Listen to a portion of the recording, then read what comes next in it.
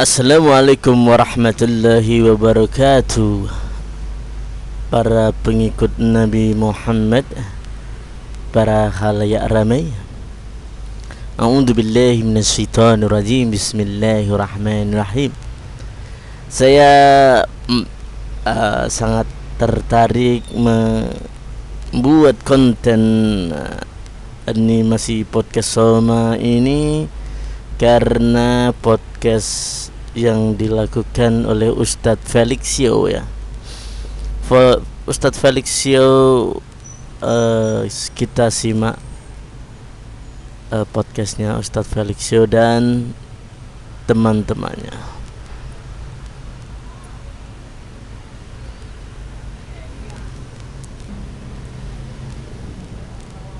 Kalau anak lu megang pisau, lu ambil nggak? Ambil. Kalau orang Enggak. belum tentu. Enggak. Kan kita kan nggak peduli ya. Iya. Artinya apa? Kita tidak sepeduli itu. Betul. Artinya tidak peduli itu adalah azab yang paling besar. Nah itu harusnya diyakini oleh orang-orang di Indonesia. Berarti azab itu nggak cuma satu cara gitu maksudnya. Dan ketika mereka paham bahwasanya ketika ada orang sebaliknya, Allah kasih ujian karena Allah sayang. Justru itu bentuk peringatan karena Allah masih pengen mereka berubah untuk lebih baik. Ayo sini lah nak, balik lagi, nak sini nak, jangan pegang Tapi pisau. di saat kita nih ya bisa kita azab padahal di kita juga banyak pesta-pesta kelamin, banyak mabuk-mabukan tapi nggak pernah kena azab. Justru Benar. harusnya kita lebih khawatir. Itulah azab namanya. Itu azab. Itu azab sebenarnya itu malah yang itu tuh. Karena dia nggak sadar. Cara tahu azab atau ujian bedainnya gimana? Itu pertanyaan bapakku.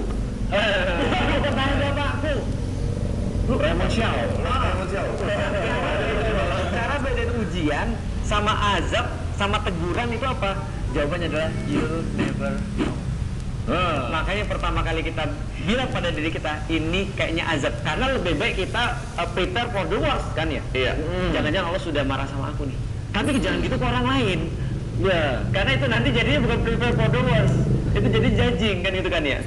Jadi intinya karena kita tidak akan pernah tahu, jangan pernah berleha-leha, tapi lebih ke waspada. Nah, itu. Lebih baik tapi waspadanya ke diri sendiri. Jangan Ya, Ustadz Felixio membahas tentang azab dan ujian. Apakah azab dan ujian? Ya, di podcast itu memang benar ya. You never know ya, azab atau ujian. Tidak pernah tahu kita harus introspeksi diri ya. Karena kalau Allah sayang kepada umatnya, kepada hambanya ya. Hamba, kalau umat itu nabi ya. Kalau Allah sudah sayang kepada hamba-hambanya yang beriman, maka Allah itu menegurnya ya seperti kayak orang tua menegur anaknya. Kalau Allah sudah tidak menegur, membiarkan hamba-hambanya, maka itu perlu waspada ya. Kita istighfar sebanyak-banyaknya ya. Itu sangat mengerikan itu. Itu nama istijrot, itu namanya dibiarkan saja ya.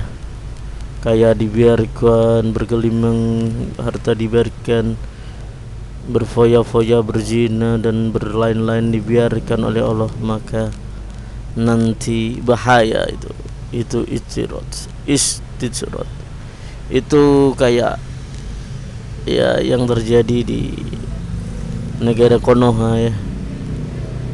Dikasih banyak harta melimpah, korupsi besar-besaran ya. Itulah, kita dengarkan lagi.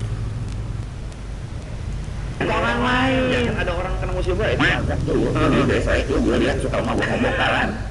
Itu udah urusan mereka. Iya, tugas kita kalau ke orang lain bersimpati, berempati, mendoakan yang terbaik. Nah, ada orang dikasih kaya itu azab, ada orang dikasih kaya itu adalah nikmat.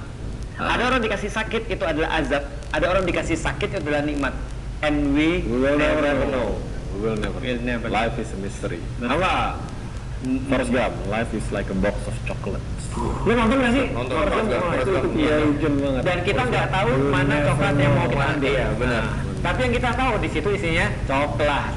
Benar. Bener. Tapi kan Keren. di kita kayak udah akut banget ya masalah ini ya, udah sangat sulit kan. Karena sudah itu antara pemahaman agama yang rendah dicampur julid gitu kan ya, dicampur jump to conclusion, instant Ditambah gratification. merasa pintar. Ini nih, kalau ada, saya kan suka memperhatikan komen-komen netizen ya, Iya. kalau ada bencana alam, mereka tuh suka menjadikan contoh kaum Nabi Lut, Nabi Nuh, Ya kayak tadi kan sebagai ini bener-bener sebagai pembelaan yang nggak bisa dibantah. Iya. Oh ini azab, jangan bilang gitu lah, itu kan ada ini. Tapi bener azab, lihat aja tuh kaum Nabi Nuh. Iya. Mereka langsung gitu tuh referensi langsung narik ke situ. Daripada kita langsung ke umatnya, apa ini jangan salah ustadznya? Contoh. Karena gue sering, Iya. karena gue kayak denger cerita-cerita temen gue, ajarannya ini gue ngerasa bagus nih. Iya. Salat Jumat tempat lain, lo kenapa dia ngomong begini, Iya. kenapa dia ngomong begini, dan ini gue nggak tahu ini nggak bakal ini gue di cancel atau enggak, tapi intinya gue ngerasa banyak banget orang yang mengajarkan dengan taraf berpikiran rendah, shortcuts. Dan gini, shortcutnya happen karena gini, pas mereka belajar Islam, hafal dulu kan, itu jadi biasanya jadi kayak ini pertama kan. Hafal, memahami, dan lain-lain, tapi dari hafal tanpa memahami, terus orang ngomong sesuatu sama shortcut juga. Oh, gue udah ada stoknya di sini nih, tinggal dikasih aja itu, tinggal dikasih aja gitu. Jadi berarti apa bukan salah umatnya? Iya. Salah ustadznya. Itu bukan lu yang ngomong, itu yang ngomong Rasul. Santai nggak akan dikasih. Oke, kayaknya udah. Cancel lo. Kan Berarti ya, cancel. Rasul.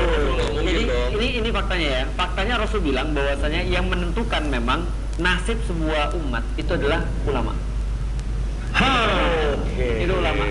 Jadi aku nggak bisa ngomong ya bahwasanya ketika ada problem itu bukan problemku, malah aku merasa memang problemnya ada di aku karena aku yang harusnya ngajarin kan gitu kan.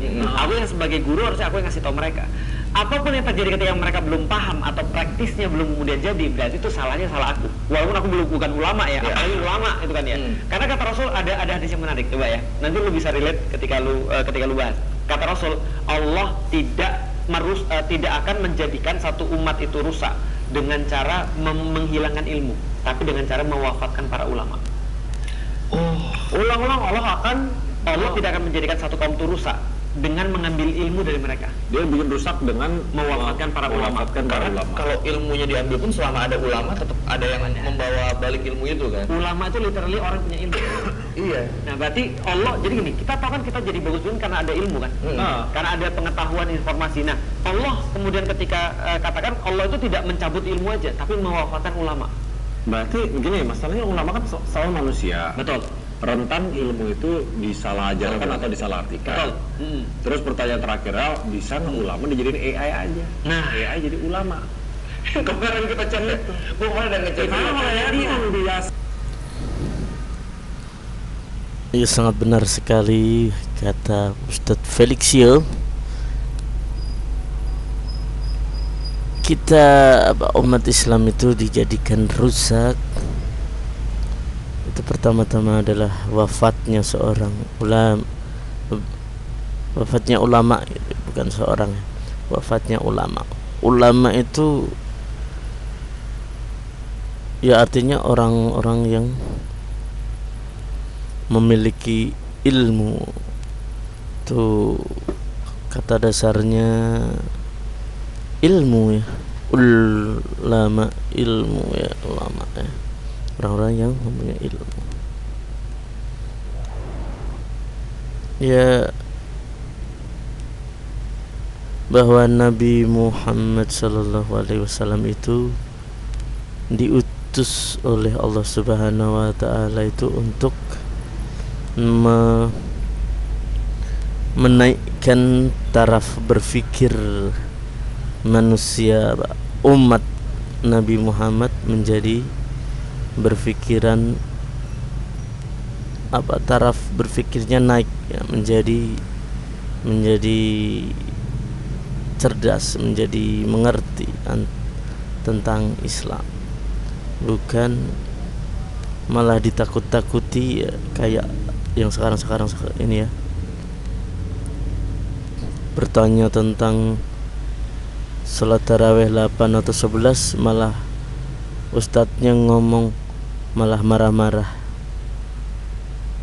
malah ngomong apa ya itu namanya, jangan mau dibohongi oleh hadis. Itu miris sekali itu.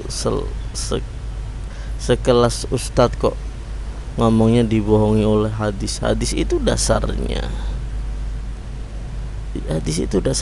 itu dari Aisyah bahwa Nabi Muhammad itu salat tarawih tidak lebih dari 11 rakaat itu, dan hadis itu disepakati oleh ulama-ulama itu sahih lah. Kok ngomongnya kok jangan mau dibohongi oleh hadis, itu sangat bertolak belakang. Itu ustadz apa ustadz namanya itu ya, miris saya